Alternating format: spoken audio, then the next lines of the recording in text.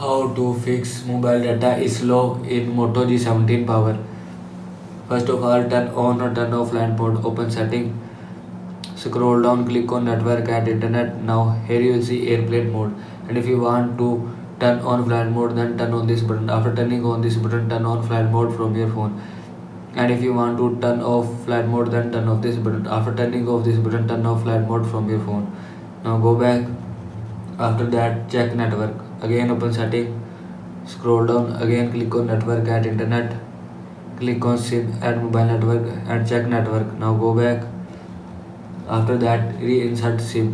After reinsert SIM, restart device. Swipe down, open quick setting panel. Click on power off icon and click on restart. After click on restart your device.